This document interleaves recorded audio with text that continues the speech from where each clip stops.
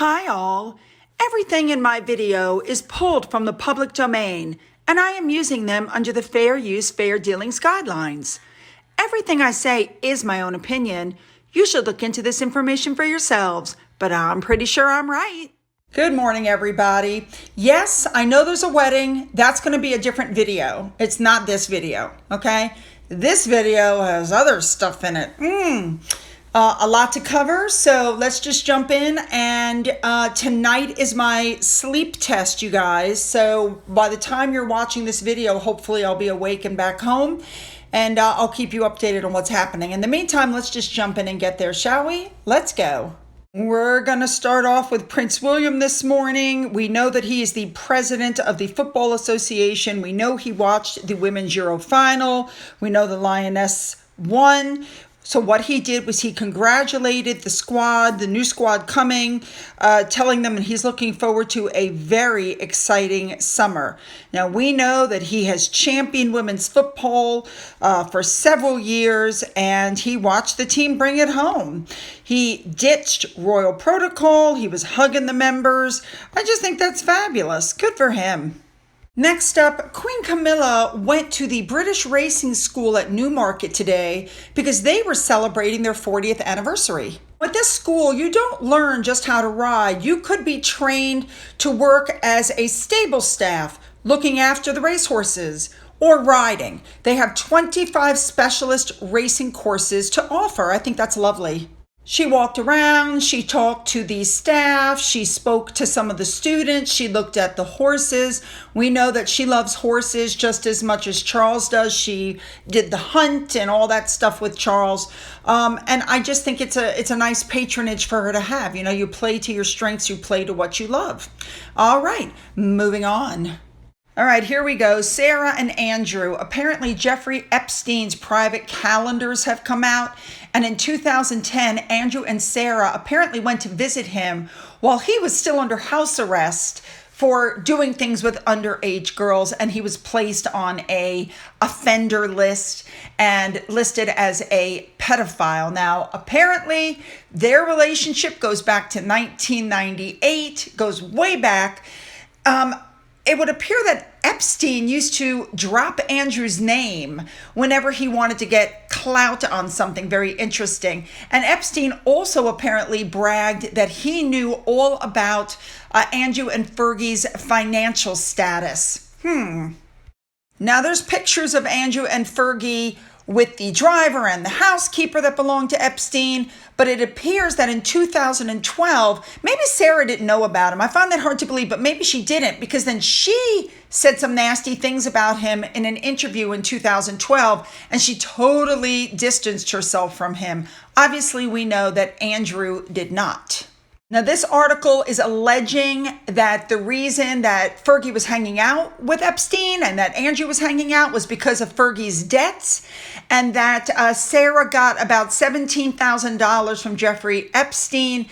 But the article claims it actually was a lot more, and that's why they were associated. Interesting. All right, let's move on now to our other two people. All right, you guys. Now, an interview from 2017 came forward, an interview that Harry gave. Let's look at some of the bombshells he dropped. First of all, he claims he wanted out of the royal family. Now, we know that he had said things before, I just want an ordinary life. But I don't believe he would have gone if Meghan hadn't been crying about how she was suicidal while pregnant, and she pushed him to go. Sorry, that's my feelings. Number two, Harry was saying that he didn't want to grow up. Well, when he says he didn't want to grow up, what he's actually saying is that he spent his 20s drinking, using drugs, partying, and heavy smoking because he had a privileged life. Yeah. All right. Next one he claimed was that there's no one in the family who wants to be king or queen. I think we've already proven that the only person who's saying that is Harry. The family is run by a sense of duty, which is something Harry apparently did not inherit. The next thing he said was that the royal family didn't want to be a bunch of celebrities. However, again, hypocrisy, Harry is trying to be a celebrity in the United States. And he said in this interview in 2017, quote, "I'm determined to have a normal life. And if I'm lucky to have children, they can have it too." But that's not going to happen now, is it? Because he gave his children the titles of prince and princess. His next bombshell was that he felt most at home in the army. Well, nothing wrong with that. But that's why I think it stung so badly when they removed his army, honorary army titles from him. But he knew that was going to happen. His choice. All right. In 2017, Harry said it was William who told him to seek help over his struggles with grief and alcohol. But of course, we already know from the Me You Can't See, Harry denies that and says it was all Meghan. It was Meghan that told him to get help. Words coming back to bite him. He's a liar. The next thing he said was changes to the monarchy are needed going forward. Well, he said himself that he wanted to make sure the monarchy lasts and they're passionate about what it stands for. However, that doesn't appear to be his stance now, as he's doing everything possible to undermine it. Lastly, he admitted in 2017 that he was watching The Crown. Interesting that he said at that time they needed to stop after season 1. He didn't like what they were doing, but he has no problem joining up with Netflix. All right, let's move on. Here we go, back to James Corden. Since Harry and Meghan are being very quiet right now, he decides out of the blue to share a behind-the-scenes video of Harry dropping by to watch the last show being taped. Now, they want you to believe that this was a surprise visit, that nobody knew he was coming. The show's executives were shocked when he walked in. Come on, guys. I think we know better than that. He would have arranged security. Everything would have been under wraps. The guy didn't just show up as a surprise. Okay? I mean, give me a break. I mean, I don't know what else to say. It's such a setup. And I find it very interesting that he decides right now would be a good time to release the video. He wants you to believe they're so close. They're such good friends. Their kids are great friends. Well, James Corden's children are 11 and 8 and 4. They have a 21-month-old, okay? James Corden's currency dropped the second he backed Harry. Now, we're going to move on just to what this Twitter user put up, that this person drove around Montecito and took some pictures. There's a lot of two-way, roads. You can't see the houses due to the bushes, as you can see in this picture. But look at the hedges very carefully. Does that look familiar? So you're expected to believe that Meghan just walked on a public road with her child to take him to school when we already know that it's far enough away that she needs a car. Pap stroll. All right, moving on. All right, here we go. This headline caught me and I was like, what is this? Well, supposedly, allegedly, Harry and Meghan are no longer going to be making fly-on-the-wall, royal bashing Netflix show. And apparently, they aren't going to be doing any more memoirs. Like Meghan it was rumored she was writing a book about her short amount of time in the royal family. What's being claimed is that they just don't want to attack the family anymore. They're saying that this change of direction should, quote, end any more hurtful attacks and details about the lead up to Megxit. But the quote unquote source, which is what makes me go, wait a minute, because this is just allegedly, this is an unknown source. They're saying they've run out of material. Yes, they've run out of material. What have you got? As soon as the royal family knew what they were doing, they cut them off. They don't share anything with them. They don't talk to them. And it's being rumored that even the Queen bugged the room when they came to visit just to be on the safe side. But sources are saying they've run out of material, that quote, that period of their life is over because there's nothing left to say. Now, we also know that their interview with Oprah, their Netflix series was very badly received. The, cut interview was very badly received. They have yet to figure out that the more they complain about the royal family, the more people dislike them. I don't understand why they haven't been able to figure that out. They're saying that 2023 was their, quote, year of reconciliation with the family because the other time was their era of visibility. I mean, are you kidding? The royal family is never going to reconcile with them because they know that if they let them come back, they'll just get more material and restart. Now, I have to agree with this Twitter user. WME is going to try to salvage something from their brand. But I don't think it's going to work. I got to be very honest. I think it's going to fail horribly. I do. Now, who believes them? I don't, because according to this, they still have plenty more to say. But here's what they're doing now. They want to be behind the camera instead of in front of the camera. So these two people who have no experience in doing anything suddenly want to produce and direct. Now, they may want to produce and direct. The question is Netflix going to let them? Who, after seeing their currency, after seeing how badly things have gone for them, who in their right mind is going to, look at this headline. They're production powerhouse. They're not a production powerhouse. They've never produced spit. And what little bit they've done, I think they're still going to talk about the royal family. They're just going to have other actors in it. Maybe they think that them being in it is what's hurting it. People in LA are going on the record. You have society journalist Petronella Wyatt, who says that she has friends who are always bumping into Meghan at parties without Harry.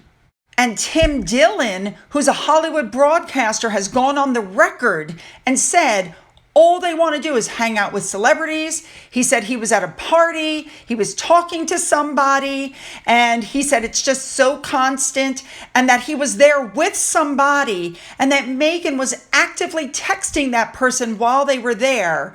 He says they're like low-grade reality stars that are going to attach to anything. And then he went on the record and said, I'm literally at this party and this person is showing me texts of Meghan's begging people to hang out because she's trying to get places. He said, quote, it's sad.